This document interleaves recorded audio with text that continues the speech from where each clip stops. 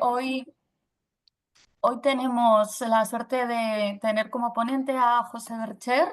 Yo creo que no hace falta presentarlo porque todos lo conocemos, pero bueno, sabemos que es un gran referente en teragnosis, especialmente en tumores neuroendocrinos, pero en toda la teragnosis en general. Hoy nos va a dar una visión muy interesante de esta área y para complementar esa visión tenemos tres expertos: Eduard Riera de Cetiras Cire, Ricardo Ruano de Valladolid y Amparo García Burillo de Vall d'Hebron, que son también tres grandes referentes en la medicina nuclear y en la terapia.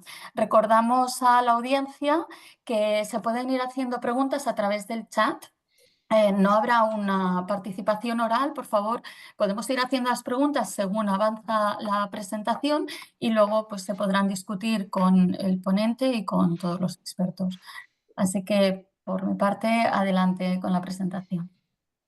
Bueno, muchísimas gracias, Álvaro, primero por la invitación y al resto de expertos y moderadora Pilar por estar aquí, por enriquecer muchísimo la discusión que seguro que habrá al final.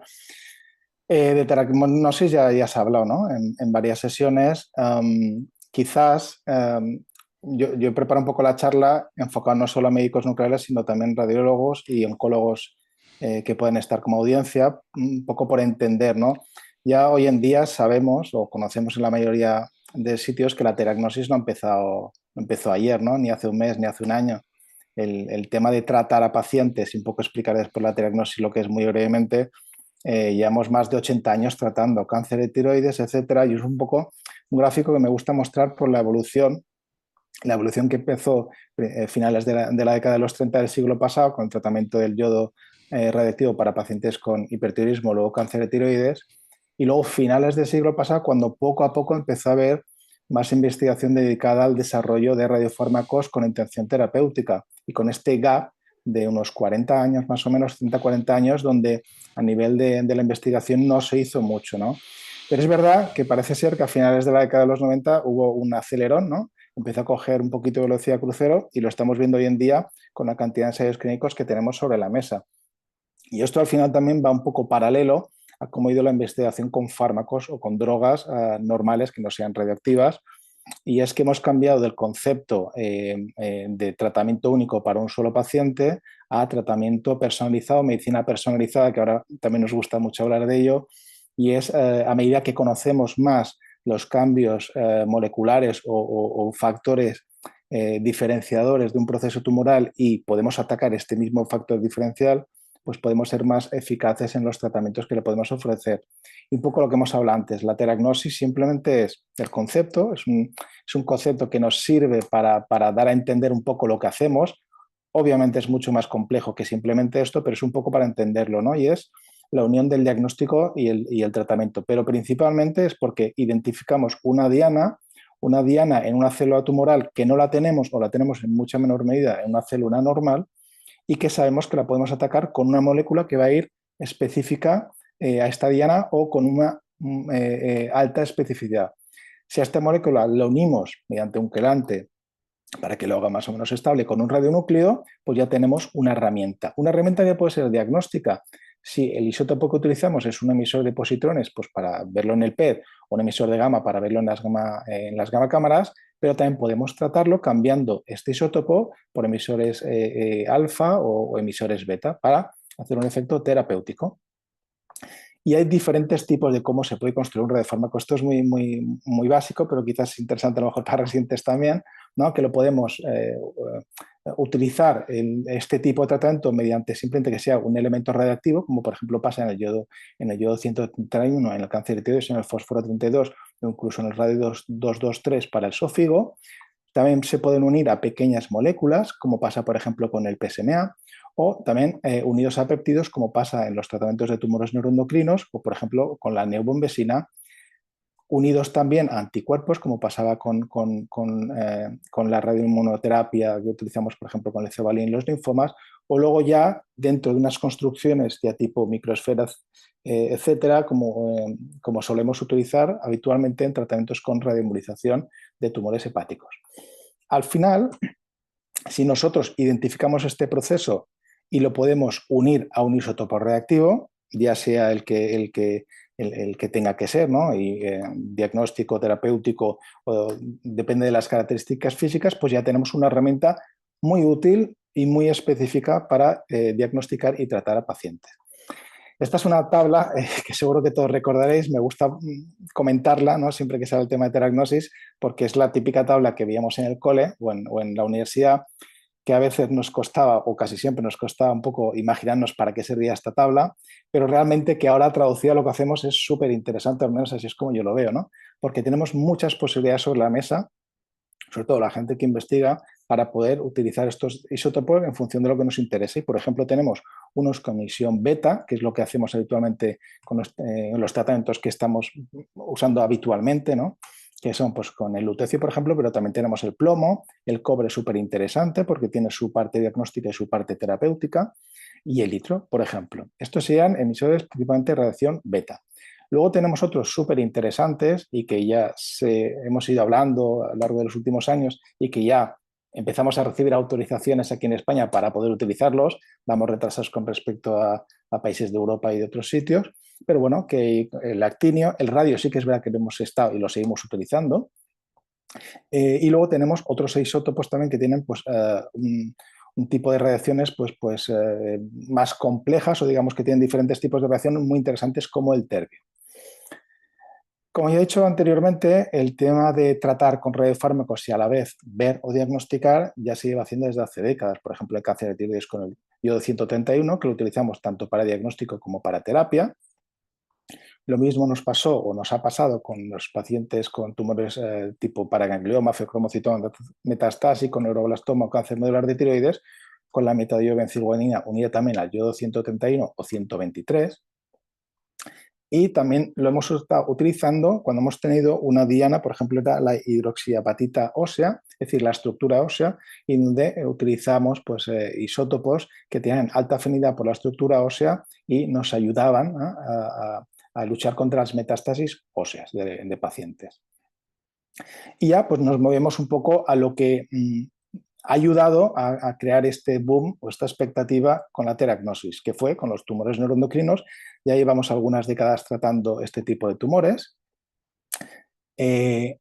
Como os he mostrado, la diana o el target que daría una alta especificidad son los receptores de la somatostatina, que sabemos que en este tipo de tumores, sobre todo en los bien diferenciados, tenemos una sobreexpresión de estos receptores en la membrana celular de los tumores y por lo tanto lo convierte en una muy buena diana tanto para diagnosticar como para tratar. Sabemos que a medida que estos tumores se hacen más agresivos van perdiendo estos receptores de la membrana, pero por otra parte lo vamos viendo con otras pruebas de imagen, como por ejemplo es la que utilizamos habitualmente con el PET, que es la FDG, donde nos está dando otra información, que es el consumo de glucosa. Sabemos que en este tipo de tumores, a mayor agresividad, mayor consumo de glucosa y por lo tanto también nos va a ayudar como herramienta diagnóstica. Este tipo de tumores, el problema o la problemática que tienen o que han tenido, ¿no? Porque ahora ya los conocemos mejor, que eran tumores que tardaban años en dar la cara y a veces con síntomas muy inespecíficos los pacientes llegaban a estar varios años sin tener un diagnóstico certero de la enfermedad y por lo tanto esta enfermedad, que en la mayoría de los casos pues es de más lento crecimiento, pues al final se diagnosticaban con metástasis en casi un 50%. Pero para ello tenemos pruebas de imagen, no solamente la resonancia o el TAC con contraste, que son básicos y esenciales para el diagnóstico y caracterización de esta enfermedad, sino que también pruebas de imagen molecular, como por ejemplo el PET, con análogos de la somatostatina marcados con galio 68, pero también tenemos la F-dopa con flúor 18 o incluso la FDG. En este tipo de tratamientos se empezó tratando o en este tipo de patologías se empezó tratando ni con lutecio ni con itrio 90, sino con indio 111, que es lo que utilizamos anteriormente cuando empezamos a disponer del tecnecio para diagnosticar. Se usaron dosis altas de indio 111 con los inconvenientes que yo tenía. Luego se sustituyó por el itrio 90 con muy buenos resultados, pero con una toxicidad que había que valorar y se cambió este isótopo reactivo de intención terapéutica al lutecio 177, dotatate, que date sería la parte esta de la molécula que se engancha al receptor, con mejores resultados, sobre todo a nivel de toxicidad del paciente, menor toxicidad. Pero además, este isótopo reactivo, además de ser un emisor de beta, tiene radiación gamma y por lo tanto nos permite ver en tiempo real dónde está el tratamiento y cómo va haciendo su efecto. Esto simplemente es un ejemplo, una imagen esquemática para la gente que no está acostumbrada a este tipo de tratamientos de cómo lo hacemos. Habitualmente estos pacientes lo hacemos de forma ambulatoria. Ya nos lo comentaba antes Ricardo también, que se pueden hacer lógicamente de forma ingresada. Nosotros, la mayor parte de los pacientes con tumores neuroendocrinos, un 95%, los hacemos de forma ambulatoria y habiendo identificado previamente aquellos con alto riesgo de sufrir crisis carcinoide o síntomas que pudieran complicar un poco las horas posteriores al tratamiento del paciente, lo haríamos ingresado. Lo normal o lo establecido es que son cuatro inyecciones de 200 milicurios separadas por unas 8 semanas aproximadamente. Y el paciente en nuestro caso viene por la mañana, se le prepara, se da infusión de aminoácidos para evitar la toxicidad renal y al cabo de unas 6 horas aproximadamente o 8 horas, el paciente está clínicamente bien y desde el punto de vista de protección radiológica está aceptable, el paciente se puede ir a casa. Por lo general, si no, se quedaría ingresado. Y aquí simplemente muestro un ejemplo nuestro de lo que nos gustaría tener en mayor frecuencia, que no es lo que más frecuentemente tenemos, pero una paciente de unos 46 años con un neuroendocrino de origen ileal con metástasis hepáticas que se remitió para tratamiento con lutecio. Aquí tenemos las imágenes que adquirimos nosotros habitualmente a las 24 horas del tratamiento y donde vemos que las metástasis hepáticas han ido poco a poco desapareciendo hasta el paciente quedar libre de enfermedad. Este es el PET galio post-tratamiento a los 3 meses y el PET basal, un galio también dotator, previo al tratamiento, con una toxicidad baja o casi inexistente. Bueno, pues este tratamiento hizo también el boom gracias a un ensayo clínico fase 3. Esto es importante. Estamos ahora mismo ya muy metidos en tema de los fases 2, fases 1, fases 3, ensayos clínicos que no estamos tan habituados desde el punto de vista de medicina nuclear. Y esto es básico y esencial para obtener hoy en día una aprobación y para que la comunidad oncológica entienda también pues los beneficios de este tratamiento frente a otros que no son radiofármacos. Y bueno, los resultados del NETTER-1 dieron la aprobación por la EMA en el 2017 y principios del 2018 por la FDA en Estados Unidos. Y nos movemos un poquito más, avanzamos en una patología con muchísima mayor incidencia como el cáncer de próstata y sabemos que esto nos va a impactar a la hora de tratamiento con radiofármacos en este tipo de pacientes, ya simplemente por el número de pacientes que se esperan. Sabemos o conocemos la evolución natural de la enfermedad, donde en estadios que están más avanzados se hacen resistentes a la castración hormonal y por lo tanto, además que el pronóstico es lógicamente peor, también las herramientas terapéuticas también se limitan. Lo mismo también tenemos herramientas, tanto de, obviamente, la clínica y la analítica o marcadores analíticos del paciente, las pruebas de imagen, múltiples tenemos, incluyendo también las moleculares, donde en este caso tenemos algunas que son bastante específicas para el cáncer de próstata. Y centrándonos en una de estas dianas, ¿no? si tenemos los receptores de la somatostatina en los tumores no endocrinos, aquí tenemos un antígeno de membrana, que es el PSMA, que ya se estuvo investigando porque, aunque esté presente en la mayoría o en todos los tumores, tejidos prostáticos, está presente en poca cantidad, pero en los tumores prostáticos, en aproximadamente más de un 80% de los tumores prostáticos expresan o existe una sobreexpresión. Por lo tanto, tenemos células que se identifican con esta sobreexpresión, que son células tumorales, mientras que las células normales en principio no tendrán, o tendrán muy poca densidad de este tipo de dianas terapéuticas. Y si el NETTER-1 fue como el estudio pivotal o importante en los tumores no endocrinos para luego tener una aprobación, el VISION fue lo suyo, también un ensayo fase 3, en los tumores de próstata. Aquí tenemos uno de los ejemplos de un paciente con neo de próstata. Este es el estudio, sería el PET galio PSMA, estudio basal con múltiples metástasis óseas, y después de dar varias dosis de lutecio 177, pero en este caso con PSMA, tenemos una respuesta muy buena, tanto a nivel clínico como de las lesiones y como del marcador del PSMA. Estos resultados también dieron la aprobación en la EMA del 2022 y un poquito antes, en el mismo año, pero en marzo, del Pluvicto en la FDA. ¿Y hacia dónde vamos o dónde se están dirigiendo todos, en principio, las investigaciones actualmente en estas dos patologías importantes? Pues bueno, en los tumores no endocrinos, digamos que hay como dos líneas importantes, ¿no?, de investigación. Una es la combinación con otros tratamientos, por ejemplo, con la quimioterapia, con los inhibidores PARP, porque con esto se intenta conseguir que las células sean más radiosensibles. Por lo tanto, la radiación con la que estamos disparando o bombardeando esa célula tumoral va a ser mucho más eficaz. También uniéndolos con terapias moleculares dirigidas o incluso con diferentes isótopos que tienen unas características físicas diferentes y por lo tanto a lo mejor nos pueden ser útiles en pacientes que tienen lesiones de gran tamaño o lesiones de pequeño tamaño, ¿no? Y por lo tanto tratar diferentes zonas. Pero también avances interesantes son pues, las modificaciones del propio radiofármaco, haciéndolo más estable, digamos, dentro de la célula, que se retenga más a nivel del tumor y por lo tanto vaya emitiendo o vaya depositando más dosis de radioactividad dentro de la célula y por lo tanto sea más eficaz, o cambiándolo por antagonistas. El lutecio dotatate es un agonista, pero hay otras opciones de antagonistas con menores efectos secundarios y se ha visto también con un ratio lesión-fondo parece ser mayor que a lo que utilizamos habitualmente. Y por supuesto cambiando ese isótopo radiactivo que estamos hablando, el lutecio 177, que recordemos es emisor beta, por emisores de partículas alfa, que explicaré un poco más adelante en qué consiste la diferencia y por qué es muy interesante. Y esto lo teníamos en los tumores, o lo tenemos en los tumores neuroendocrinos, pero también en la próstata se están haciendo avances de la misma magnitud o incluso mayores, ¿no? Porque al final la incidencia es mucho mayor, habrá más pacientes y es verdad que la industria farmacéutica se esté ahora mismo centrando más en la próstata, por lo tanto empiezan a salir muchos ensayos, pues por ejemplo combinando también con tratamientos que lo hagan más radiosensible estas células, con inmunoterapia también o con otro tipo de radiofármacos o incluso también de los isótopos como ya he comentado anteriormente. Esto es un muy breve ejemplo de los ensayos clínicos actuales, pero hay muchísimos más. Y aquí, un poco trasladado a esta evolución natural de la enfermedad en cáncer de próstata, ¿no?, como cuando se va haciendo, pasa de una fase sensible a tratamiento hormonal a una fase resistente. Y aquí tenemos el Vision, el ensayo este que he comentado, fase 3, que dio pie a la aprobación tanto de la EMA como de la FDA, que lo tenemos ya en fases avanzadas, cuando el paciente ha recibido taxanos y ha recibido tratamiento androgénico.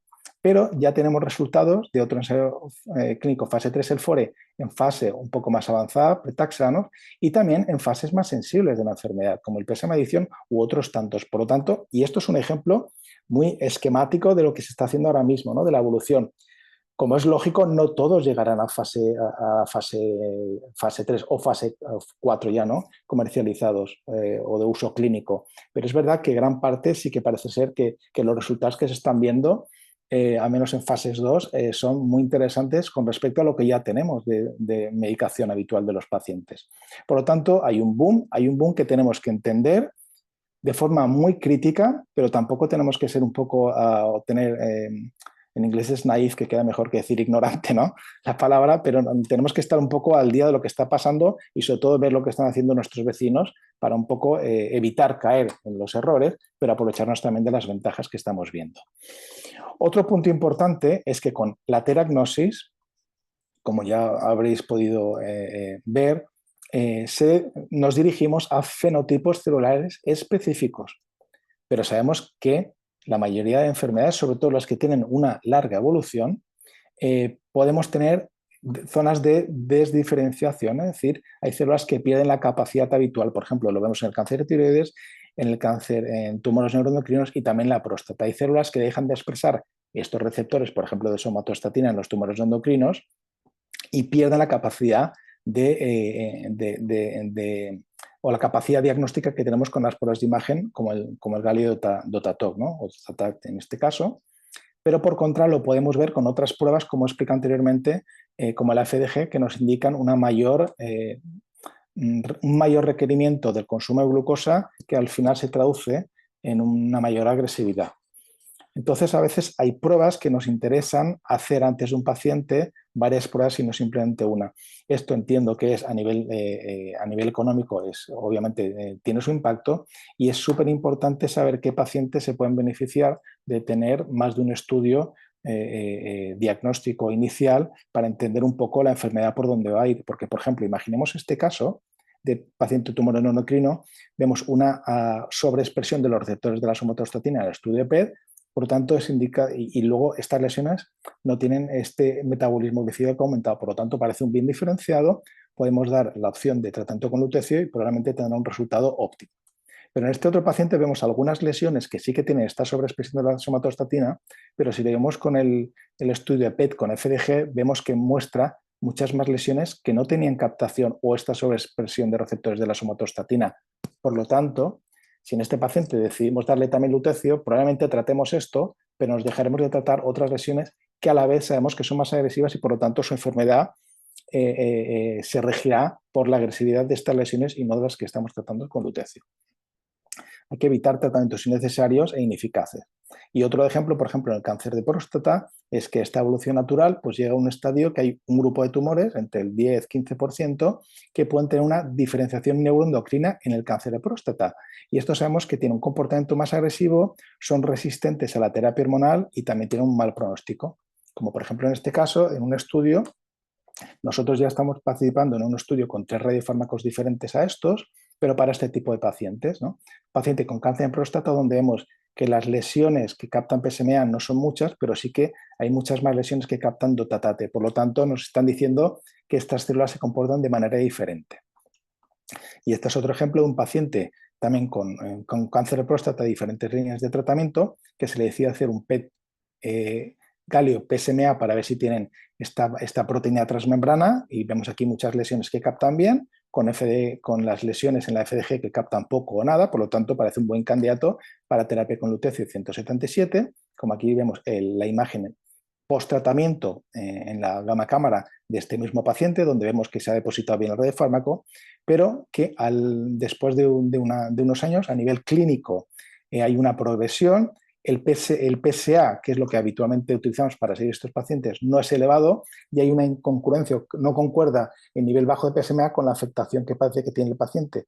Desde el punto de vista clínico, se sospecha esta desdiferenciación o diferenciación neuroendocrina, se pide otro marcador como la cromogranina, que habitualmente la utilizamos en tumores neuroendocrinos, que la vemos alta, y en la prueba de diagnóstica, en este caso no en el PET, sino en la gammagrafía del tecnecio creótido, vemos que tiene muchas lesiones o varias lesiones que captan y también se puede tratar con lutecio dotatate posteriormente. Esto es un ejemplo. Pero el cáncer de mama, que es también un boom que vamos a tener, tenemos actualmente nosotros varios ensayos clínicos, fase 1, fase 2, en cáncer de mama con diferentes receptores. Como vemos aquí, las células tumorales no solo tienen un receptor, pueden tener varios y por lo tanto es muy interesante investigar qué tipo de pacientes sobreexpresan unos u otros para luego poder ofrecerles un tratamiento. Y uno de estos targets interesantes son la neobombesina.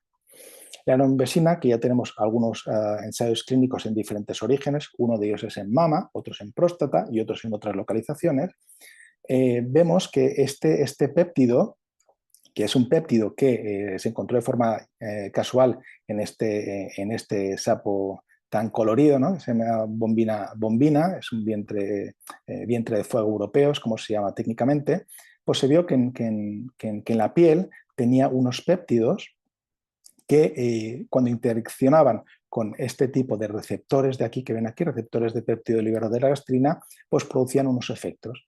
Y se vio que esta cadena de aminoácidos la tenemos muy similar en los humanos. Pero es que además una parte interesante es que este tipo de receptores tienen una densidad muy baja en tejidos fisiológicos, es decir, no alterados, no tumorales. Y por lo tanto, parecía interesante investigar más. Y eso es lo que se hizo. Al principio, los primeros radiofármacos con neobombesina se hicieron de forma o con modificaciones o con tipo agonista, por lo tanto, este radiofármaco se unía a estos receptores de la membrana, se internalizaba y hacía su efecto, pero tenía como contrapartida efectos secundarios debido a esta activación del receptor. Por lo tanto, se cambió los agonistas por antagonistas que se enganchan igual o incluso en mayor densidad, que no activan la célula y por lo tanto tenemos menos o ningún efecto adverso en estos pacientes. De nuestros ensayos clínicos, como es lógico, no podemos mostrar imágenes porque todavía no estamos en marcha, pero sí que es verdad que hay Hay otros estudios que ya han publicado algunos datos muy interesantes. Esto, en vez de ser con lutecio, es con cobre, como he comentado al principio en las primeras diapositivas. Cobre 64 para diagnóstico, cobre 67 para el tratamiento utilizando la misma molécula posterior. Esta es una paciente de cáncer de mama, como vemos aquí, lesiones que tienen mucha habilidad por este radiofármaco con muy baja expresión en otros tejidos, exceptuando el páncreas, que sería el órgano con mayor captación de forma fisiológica. Pero también lo tenemos en próstata y en otros estudios que ahora mismo están en marcha y que seguiremos para ver efectivamente la eficacia de este tumor. Y nos movemos a otro target, otra diana interesante, que son las integrinas. Es verdad que todavía los resultados no están siendo, o no vemos mucho avance en los resultados porque son estudios un poco más fase iniciales, pero también hemos participado en algún ensayo de glioblastoma con integrinas y un poco a modo de resumen, las integrinas favorecen una neovascularización. ¿Y esto cuándo ocurre? Pues los tumores, sabemos que los tumores a medida que se van haciendo grandes necesitan más nutrientes, necesitan energía, etcétera, etcétera, para ir haciéndose más grande y para salir de ahí y hacer metástasis. Estos tumores facilitan la sobreexpresión de receptores, de sustancias, etcétera. En este caso serían las integrinas, que lo que ayudan es a formar nuevos vasos que vayan hacia el tumor y por lo tanto favorezcan la progresión de los tumores, ¿no? Por lo tanto, también puede ser una herramienta muy útil. Nos dicen información diferente a la FDG, nos indica esta nueva vascularización que se produce alrededor de los tumores, pues un poco para lo que he comentado, para facilitar que el tumor crezca. Y ya hay ensayos clínicos, fase 1, fase 2, que nos están mostrando la utilidad en diferentes tumores. Por ejemplo, en este caso, de una mujer de 52 años con un colangiocarcinoma intrahepático, que además tiene metástasis hepáticas. Sabemos que este tipo de tumores habitualmente no tienen mucha avidez por la FDG, en este caso sí que tiene una avidez muy elevada por las integrinas y también puede ser una herramienta de interés. Y luego nos vamos al microambiente tumoral. El microambiente tumoral es muy interesante porque hasta hace no muchos años se pensaba que lo que rodeaba, todos estos componentes que rodeaban las células tumorales, no servían más que para sostener o, ¿no? una especie de sustento de la célula tumoral y no tenían mucha implicación a nivel fisiopatológico, ¿no? O de progresión. Esto obviamente con los conocimientos que se han ido adquiriendo con diferentes estudios, se ha visto que los componentes que rodean esto tienen mucho significado a la hora de proteger las células tumorales y de favorecer su progresión o diseminación. Y uno de estos componentes muy interesantes son los fibroblastos, pero los fibroblastos asociados al cáncer, que se han visto que facilitan esta iniciación, ¿no? de hacer metástasis de las células.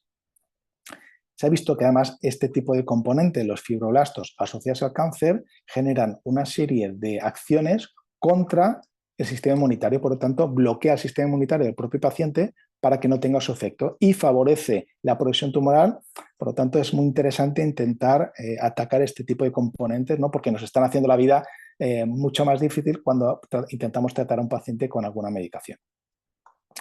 Hubo una publicación importante que fue en 2019 en el Journal Nuclear Medicine, creo que fue, y luego posteriormente en el 2022, donde se vio que usando galio 68 FAPI, que iría sobre este tipo de fibroblastos, ¿no? Sería el target de este tipo de fibroblastos, comparándolo con la FDG, que es lo que utilizamos habitualmente, veíamos que no solo captaba igual en la mayoría de tumores, sino que además habían tumores que con la FDG no hay captación muy elevada en la mayoría de casos, como por ejemplo el cáncer hepático y en algunos otros tipos de cáncer, por ejemplo el gástrico, pero que sí que tenían una elevada captación con el FAPI. Pero además tenemos una baja expresión en tejidos fisiológicos, un poco lo que siempre buscamos, ¿no? Un ratio importante, elevado de captación en los tumores y uno bajo en tejido normal, obviamente para no tener efectos adversos o no dañar tejidos sanos, ¿no? Que obviamente no es el interés. Y bueno, si esto lo traducimos un poco a qué podemos utilizar en la práctica o en el apartado terapéutico y cambiando el isótopo reactivo, por ejemplo, con el lutecio 177 o el actinio 225, si queremos tratar con terapia alfa, pues vemos que es muy interesante. Y lo vemos en algunas publicaciones, por ejemplo, el cáncer de tiroides. Estos son un estudio donde han tratado con lutecio 177 FAPI en pacientes, por ejemplo, cáncer de tiroides, cáncer nasofaringeo, cáncer de mama, pancreático, etcétera, etcétera. Actualmente también tenemos ensayos clínicos fase 2 y alguno ya fase 3, donde están probando el FAPI en determinados orígenes, y es quizás uno de estos radiofármacos ahora que ahora mismo la comunidad nuclear, ¿no?, estamos siguiendo muy de cerca para ver realmente hacia dónde se dirigen estos últimos resultados. Y ya para acabar con el tema de los diferentes radiofármacos o cómo podemos mejorarlo, hasta ahora prácticamente está hablando del UTC-177, que es terapia beta, pero ¿qué diferencia con la terapia alfa? Y hay principalmente dos diferencias. Una es que la terapia alfa nos va a facilitar un ecosistema tumoral más óptimo para que nuestro sistema inmunitario ataque mejor a estas células. Y produce una serie de cambios en el ambiente tumoral que lo que hace es que el sistema inmunitario pues, ataque con más fuerza estas células. Esto es una forma indirecta de utilizarlo, pero que también nos ayuda mucho. Pero realmente la principal diferencia es que este tipo de tratamientos son más lesivos a la hora de atacar el ADN, que es lo que queremos, tumoral, ¿no? ¿Y esto cómo lo medimos? Pues con un término que se llama transferencia lineal de energía, que significa la energía que deposita este isótopo, esta reacción, a medida que pasa al tejido, la energía que deposita. Cuanto mayor energía tenga, mayor destrucción celular vamos a tener. Y aquí vemos la diferencia en general, son diferentes isótopos con diferentes características, pero tenemos de 100 kV por micrometro en las partículas alfa frente a 0,3 de las partículas beta. Por lo tanto, más dañino, pero es verdad que tenemos un problema a nivel de producción, de logística, etcétera, que poco a poco se está solventando. Un par de ensayos clínicos. Este fue un fase 1 en pacientes con tumores neuroendocrinos que no habían recibido el lutecio, y esto es con plomo 212, donde fueron 10 pacientes que tuvieron unos resultados muy buenos, tan buenos que antes de acabar el fase 1 iniciaron el fase 2. Esta fase 2, ya con 2 cortes diferenciadas y con diferentes orígenes, ha tenido resultados muy buenos, y antes de terminarlo ya han empezado con la fase 3, que nosotros esperamos empezar a mitad finales de este año, ya con este ensayo clínico. Y lo mismo lo hemos visto obviamente en el cáncer de próstata con diferentes ensayos, hay muchos en la literatura con resultados muy, muy interesantes. Y esto de los radiofármacos no es una moda, o parece ser que no es una moda actual, ¿no? Bueno, pues ahora mismo la teragnosis, pero dentro de 5 o 10 años, pues quizás parece ser que no tenga interés. Al menos eso es lo que nos dicen los estudios de mercado, diferentes estudios de mercado coinciden en lo mismo, y es en el interés, esto sería a nivel de inversiones, que parece ser que tienen los radiofármacos tanto para opción terapéutica como diagnóstica en los próximos 5, 10, 15 años incluso, ¿no? Y hay estudios donde parece ser que el interés es tan importante que muchas empresas de farma importantes, incluso algunas que no tenían en su portfolio radiofármacos como, ¿no?, en su pipeline no tenían radiofármacos como áreas de investigación, ahora sí que lo tienen, o bien porque lo han desarrollado ellos mismos, o bien, que es lo más frecuente, es porque han ido comprando pequeñas empresas, pequeños laboratorios que tenían a lo mejor un radiofármaco concreto y lo han explotado para que se pueda hacer a mayor escala, ¿no? Y aquí tenemos este ojo de buey que siempre que lo pongo se va quedando obsoleto, ¿no?, por los cambios que va habiendo en la realidad, en las adquisiciones que van habiendo de pequeñas empresas, pero nos indica un poco la cantidad de estudios que hay, y esto digo que obviamente no están todos los que hay, pero sí que son interesantes como van poco a poco pasando en fases más avanzadas, y estos son los dos que tenemos aprobados ahora mismo, Lutathera para tumores neuroendocrinos y Pluvicto para tumores de próstata. Y estamos viendo que esta investigación se encuentra en diferentes fases clínicas, ensayo clínico, con diferentes isótopos reactivos y en diferentes orígenes. Y esto me lleva a mí a pensar, bueno, a mí, a mucha gente, ¿no?, o tener una reflexión de qué es lo que está pasando, ¿no? Quizás ahora mismo el mayor reto, ¿no?, es la típica frase de no morir de éxito. Pues yo creo que estamos empezando a llegar a esta fase, desde el punto de vista de la industria farmacéutica y desde el punto de vista de medicina nuclear. Y esto obviamente llevará a un debate probablemente posterior a preguntas, que seguro que es muy interesante, porque ya el reto actual no parece ser que sea a nivel de conocimiento, que ya tenemos mucho y vamos adquiriendo cada vez más conocimiento, ¿no? Con este tipo de targets como el FAPI, como el PSMA, como la nevombesina, ciertos tipos de cánceres, sino atraer al talento que sea capaz de convertir en realidad clínica. Y no me refiero a talento de médicos nucleares, ni muchísimo menos, sino de los investigadores, por un lado, y de los líderes de, de esta industria farmacéutica que sean capaces mm, de tener una previsión de cómo van a ir los diferentes ensayos clínicos y sobre todo facilitar que llegue a final a la práctica clínica, ¿no? A los pacientes, a los hospitales. Es un cuello de botella que parece ser que se está viendo en algunas farmas, y es encontrar a líderes capaces de integrar pues, factores regulatorios, factores de mercado, etcétera, etcétera, etcétera, ¿no? Al final los isótopos obviamente limitan, ¿no? El que no tengamos actinio hace unos años, pues ahora ya lo vamos a tener. Las autorizaciones están llegando y ya lo vamos a tener. Por lo tanto, esto está cambiando y luego tendremos el plomo y luego tendremos otras cosas, y algunos llegarán a la práctica clínica y otros no, pues porque no se habrá demostrado a lo mejor su utilidad práctica o clínica, o bien porque a lo mejor no se ha invertido, no se investiga mucho, pues porque se ha preferido coger otras líneas de investigación. Y eso es normal, eso pasa siempre. Pero es importante tener esto en mente, porque al final yo creo que el objetivo de la diagnosis es tener o que sea sostenible y accesible para el paciente. Hemos hablado anteriormente, Ricardo ha hablado con total razón de la inversión, de la financiación que tenemos. La financiación que tenemos, en general, ya sé que no es buena, pero en medicina nuclear nos cuesta. Y nos cuesta porque además es una especialidad súper bonita, súper interesante, pero que tiene muchas variables, ¿no? Tenemos radiofármacos, tenemos regulaciones desde el punto de vista de productos radiactivos y otras como medicamento. Tenemos que intentar unir esto, obviamente las infraestructuras, etcétera. Y un poco menos yo como lo veo desde el punto de vista de cómo estamos nosotros en España y a nivel global. Global es muy heterogéneo, no es lo mismo hablar de Estados Unidos, no es lo mismo hablar de países europeos como Alemania e Italia, no es lo mismo hablar de Australia, ¿no? Que cada uno va pues unas vías más avanzadas, pero un poco diferentes. Pero un poco lo que se ve, pues bueno, que actualmente lo que tenemos es una evidencia limitada fuera de los tumores neuroendocrinos y próstata. Es decir, fases 3 tenemos muy poco, exceptuando los neuroendocrinos y próstata, que sabemos de la utilidad, y poco a poco llegarán, porque estamos en esas fases 1, 2, ¿no? Poco a poco llegarán estos resultados. Esto también produce, obviamente, un retraso en las indicaciones. Pero a nivel regulatorio, y ya lo hemos comentado muchas veces, son procesos lentos, son procesos no armonizados, es decir, que cada país o incluso cada comunidad va a ritmos diferentes. Son fármacos, radiofármacos que requieren doble aprobación, tanto por el fármaco como por el producto radioactivo, como he comentado. Podemos tener la aprobación de la EMA, pero a nivel de nuestro país pues nos puede tardar 2-3 años, que es lo que está tardando, por ejemplo, el Pluvicto. Por lo tanto, el acceso es lento, el acceso a la práctica clínica. Esta escasez de isótopos, pues con inversión cambia, mejora obviamente.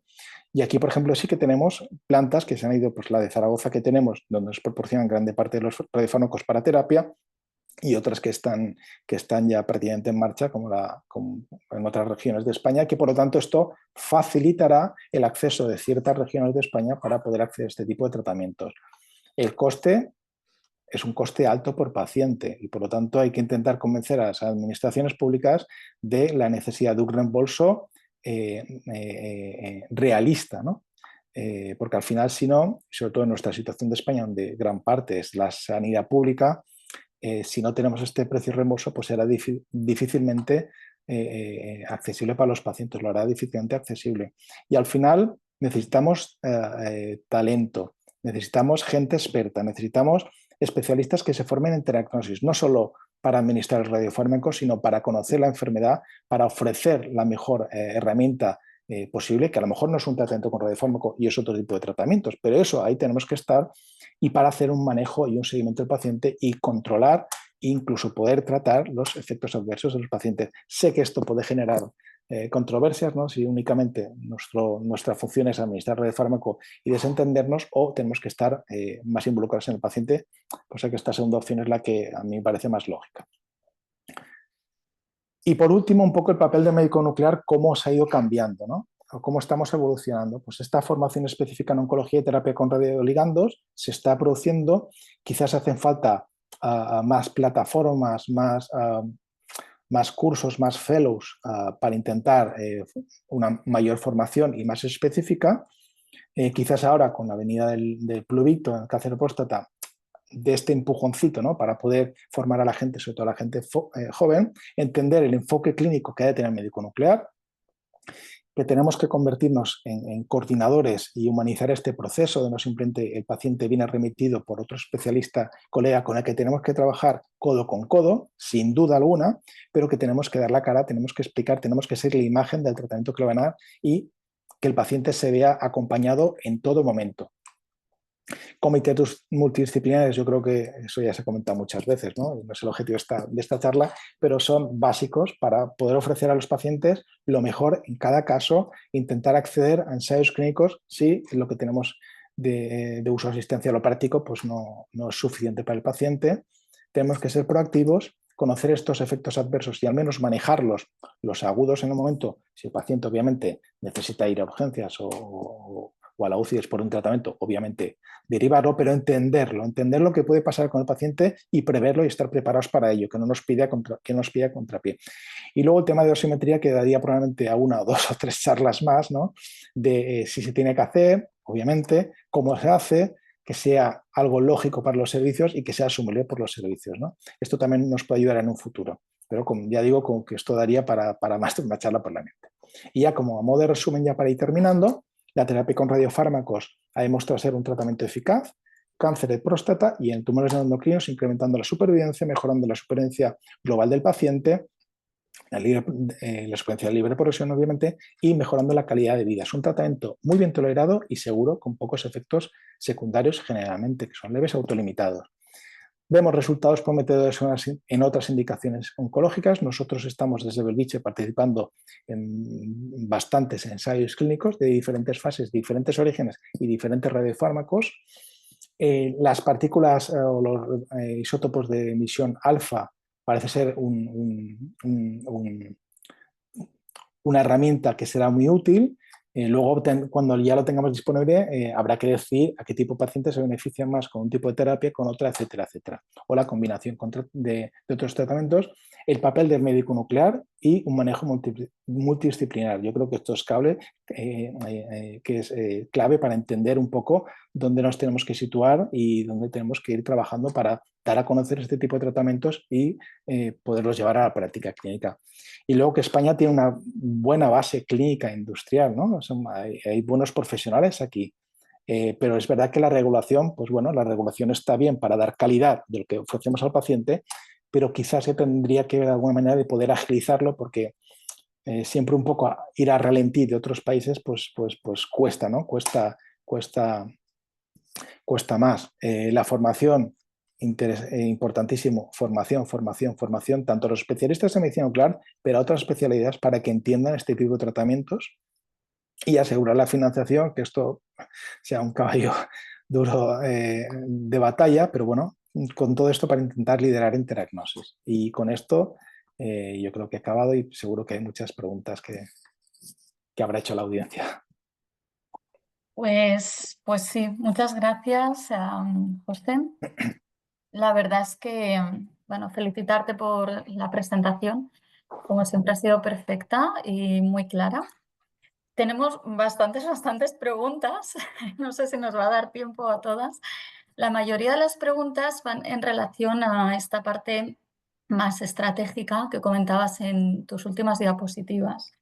Y hay una más dirigida a la parte clínica, entonces, bueno, si me permitís, vamos a empezar por esta.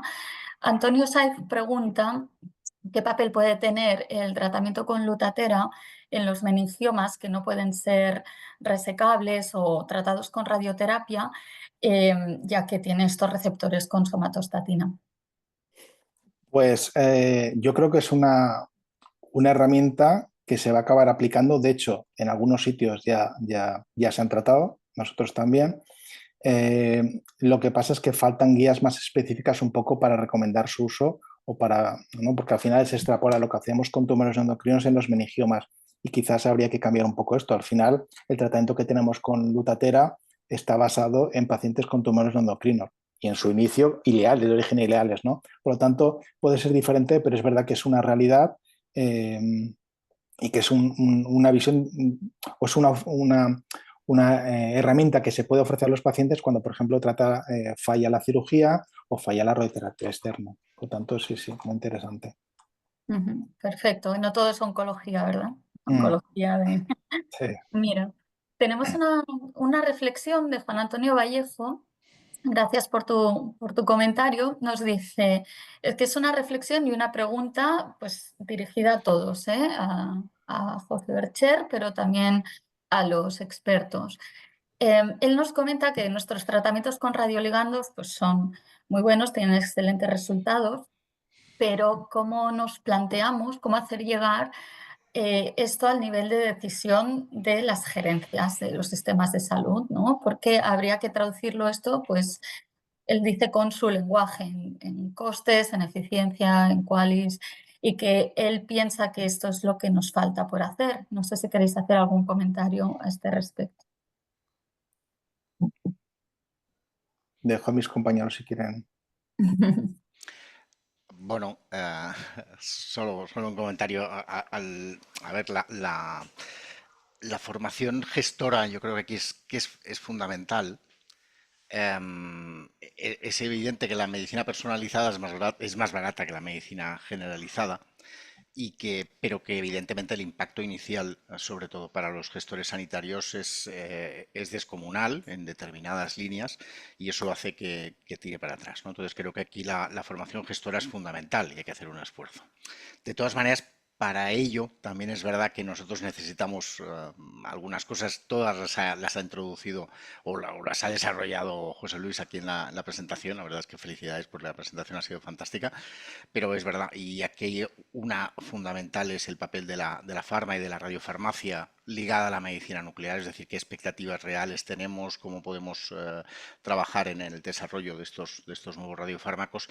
Y la otra, por supuesto, pues es la formación médica, no solamente la médica como especialidad dentro de la medicina nuclear, en los programas de formación, sino también luego qué papel va a tener el médico nuclear, que también lo ha avanzado José Luis, ¿no? En todo este rol, no solo como un mero prácticamente inyector de radiofármacos, sino también como realmente su participación en todo el proceso oncológico del paciente, ¿no? Pero creo que aquí la formación de gestores es fundamental y para eso necesitamos esto, ¿no? Tenemos que estar muy bien formados internamente, tener muy claras las líneas hacia dónde y ser muy realistas hacia dónde tiene que ir la radiofarmacia con la medicina nuclear juntas, ¿no? Sí, habéis comentado, bueno, en la presentación se ha comentado varias veces el tema de la formación, se ha abordado varias veces y ahora pues también ha vuelto a aparecer ese tema. Hablamos de formación, quizás deberíamos separar tres tipos de formación, ¿no? Y me gustaría que si podemos discutir esto, si pensáis que debemos hacer más formación dirigida a los residentes de forma más específica, se debería abrir algún área de capacitación en medicina nuclear para los pues, especialistas ya formados, pero que no tuviesen o no tuvieron ese acceso en su momento a formación en teragnosis. Luego sí también debería haber algún tipo de formación o de difusión pues más a los oncólogos para que considerasen esta especialidad, esta alternativa terapéutica como una alternativa real. ¿No? Estos son comentarios del doctor Pedraza, si os queréis discutir. Bueno, empiezo yo. Eh, Obviamente formación, yo creo que es esencial, básica. Es verdad que hay otros países que están desde las propias sociedades promocionando fellowships, ¿no? Eh, Hay países más afines a crear este tipo de subespecializaciones que sin título no puedes utilizarlo. Eso yo creo que también daría un debate interesante, ¿no? Pero obviamente hay que formarnos, tenemos que formar nosotros. Quizás ahora cuando venga como lo he dicho anteriormente en la charla, cuando venga el Pluvicto ya de forma asistencial, es un buen momento pues, para empezar con todo esto, ¿no? Porque es verdad que formarnos en teragnosis, cuando gran parte de las opciones que estamos viendo son fases 1, fases 2, que tardarán un poquito en llegar, quizás es demasiado prematuro y un poco también cómo orientarlo, ¿no? Porque no es lo mismo un paciente con tumor endocrino o lo que puede desencadenar un tratamiento de este tipo, por ejemplo, en pacientes que a veces son sintomáticamente pues, ¿no? complicados de manejar, frente a un paciente con cáncer de próstata donde es mucho más sencillo, ¿no? O un meningioma, por ejemplo, si lo tratamos, o algún otro tipo de... pero obviamente yo creo que es algo que se tiene que hacer, yo pienso que de forma institucional y obviamente después los laboratorios cuando van creando los cursos, pero que tenemos que ir dando esa formación. Y también pienso que no solo orientada a los médicos nucleares, sino a los oncólogos quizás no de la misma manera, pero lo que tú has dicho perfectamente, ¿no? Dándoles a ver o recordándoles que hay tratamientos muy buenos. Y esto se lo tenemos que decir no simplemente porque nos guste mostrar estas imágenes de colorditos que nos dicen los comités, ¿no? ¿Capta o no capta? Bueno, es mucho más complejo que eso y ahí tenemos que estar nosotros para explicar por qué capta y por qué puede ir un tratamiento bien o por qué un otro o la secuencia que incluso se puede tener, ¿no? Y eso hay que decirlo también en el idioma de los oncólogos, igual que ha dicho también Eduard, ¿no? En el idioma de los gestores hay que conocer el idioma de los gestores para poder transmitir un poco todo esto. Sí. Virginia Poole apunta que se ha incluido ya una importante sección de teragnosis, entiendo, en el programa formativo, Virginia. Entonces, bueno, esto parece ya que es un avance, ¿no? Ya vamos en la línea, aunque mi pregunta es, cuando hablamos de formación, ¿qué tipo de formación es? ¿Cómo debemos formar a los residentes? ¿Debemos volver a hacer por rotaciones por medicina interna y saber cómo manejar estos pacientes, manejar complicaciones, dolor o qué tipo de formación? Sí, si me permitís, yo que además estoy también en la comisión con Virginia, en el programa formativo ya hemos contemplado no solamente hacer, por ejemplo, guardias en medicina interna, sino también rotar por oncología, ¿eh? Porque creo que los residentes no solo tienen que aprender a hacer teragnosis y a administrar los radiofármacos, sino sobre todo tienen que aprender, ¿cómo decirlo?, a tener un enfoque más multidisciplinar, ¿no? De la especialidad. No hacer, hace 80 años que hacemos teragnosis, pero siempre hemos estado un poco aislados. Entonces el residente ya tiene que estar eh, siendo consciente de que formamos parte de un grupo disciplinar y también hay que tomar las decisiones, pero que en realidad la teragnosis no es aquí.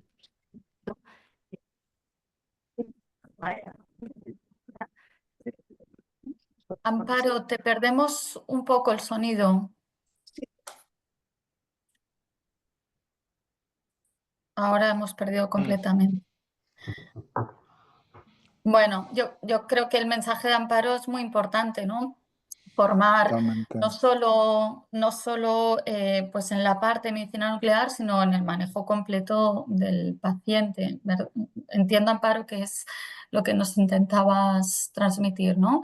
No al primer efecto secundario, pues derivarlo ya a otro especialista, sino que probablemente pues la mayoría de los efectos secundarios leves vamos a poder gestionarlos nosotros como especialistas. ¿Qué, Hay que ¿Queda darse cuenta algo? de que somos médicos. Ahora, totalmente. Sí, sí. Amparo, no te escuchamos bien. Bueno, es la hora, pero sí que me gustaría comentar una última pregunta o un último comentario que pues dirigía el doctor Pedraza y también en esta línea apuntaba el doctor Sergi Vidal. Bueno, Sergi Vidal nos decía que cuál es el cuello de botella de la teragnosis en España. Si es la Agencia Española del Medicamento, podemos discutir las licencias, si es la falta de formación, esto lo hemos discutido. También él quería comentar pues si es mejor centralizar los tratamientos o hacer en todos los centros. Y para poder implementar todos estos tratamientos en todos los hospitales, pues quizás necesitamos que haya unas guías clínicas que nos avalen, ¿no? Y en este sentido, pues cómo podemos incidir en estas guías clínicas. Ricardo, te tenemos muy Venga, callado. en 10 segundos te contesto todo este parrafón que has dicho. O sea, el tema, el cuello de botella está en voy a ser un poco malo, está en el dinero. El cuello de botella no somos los nucleares, ni los oncólogos, ni los radiólogos. Nosotros tenemos posibilidad de obtener los fármacos, pero no podemos comprarlos, ¿vale? Entonces, a nivel de la charla tan buena que ha dado Bercher, a mí me encanta hablar de ensayos clínicos, pero a mí me gusta que los ensayos clínicos luego lleguen a la realidad del día a día. Ha habido centros en España que han participado en ensayos con Pluvito, por ejemplo, y no tenemos disponibilidad todavía ya y nos llevan un parón de un año. A mí me da miedo de que este parón de un año implique que los oncólogos busquen o hayan encontrado otro sustituto y hemos perdido un poquito el tren, ¿vale? Y luego lo último, tenemos nuestros socios son los oncólogos, igual que en la parte de imagen son los radiólogos, igual que en la parte de osimetría son los físicos. Nosotros tenemos mucha gente que está a favor nuestro y que nos apoya y que son los que tienen que ayudarnos en las comunidades. Hay que irse a las gerencias, no de tu hospital, hay que conocer a la gente de tu administración pública. No puede ser que haya comunidades que no hayan hecho un solo tratamiento de uso compasivo con un fármaco que ha estado disponible y que ahora no está. O sea, esto es insistir y apoyarse muchas veces en las casas. Las casas nos van a dar opción de formación. Hemos hecho en los últimos 3 años muchos cursos de formación, tanto de teranosis, tumores neuroendocrinos como cáncer de próstata. Hay que seguir caminando y seguir empujando poco a poco. Y investigar está muy bien, formarse está muy bien, pero lo que quitamos es convencer con datos, convencer pues con bases como la que tenemos estupenda de todos los tumores neuroendocrinos de la Sociedad Española de Medicina Nuclear. Pues ya nos está faltando ya hacer una de próstata, nos está faltando dar resultados reales de nuestra experiencia, como hacen otros países, como hace Francia y Alemania, por ejemplo. Muy bien, pues nos hemos quedado sin tiempo. Estaríamos aquí discutiendo todos estos temas. ¿Ha quedado alguna pregunta en el tintero? Pero yo creo que ya las menos y damos paso al doctor Pedraza como director por si quiere hacer un resumen de esta sesión. Pilar, muchísimas gracias por tus comentarios finales, gracias por la excelente moderación que has hecho. También muchas gracias a nuestros expertos, a Ricardo, a Eduard, a Amparo. Creo que es maravilloso todo lo comentado. Y José Luis, bueno, increíble. Yo creo que es para volver a ver tu sesión. Y si te parece bien, Pilar, creo que tenemos que hacer mucho más sesiones de teranosis, porque se han salido muchos temas que nos hemos quedado todos con ganas de hablar y puntualizar. O sea que si te parece bien, lo planificamos. No sé si José Luis, ¿quieres dar algún mensaje final de esperanza? Porque a Ricardo lo ha dicho muy bien, tenemos tantas barreras, tantos cuellos de batalla. ¿Tú eres optimista, José Luis, o no? ¿Confías en nosotros? ¿Lo haremos, José Luis? Mira, yo voy a dar simplemente una frase que la suelo poner en todas partes y yo digo que el futuro es brillante, ¿no? Como la radiación que vemos, emitimos en las cámaras estas de niebla, donde vemos estas lucecitas, pues lo veo igual, el futuro es brillante, pero es verdad que aquí han salido temas súper clave para un poco el desarrollo. Financiación es básica, como ha dicho muy bien Ricardo, la formación es importante, ya se está haciendo, el traslado de esta eficacia y de las posibilidades lo tenemos que hacer, pero obviamente también es lo que ha dicho, ¿no? Al final estamos hablando mucho del pluvito, pero no nos está llegando a la práctica clínica y al final es un tema de financiación que llegará, que yo estoy convencido que esto llegará, pero que tenemos que luchar entre todos y en una dirección bastante similar, ¿no? Para un poco al final, cuanto más fuerza, pues obviamente más lograremos. Si la comunidad nuclear nos unimos, que yo creo que lo estamos en gran medida, si los oncólogos, que son, como ha dicho muy bien Ricardo, nuestros colegas de viaje,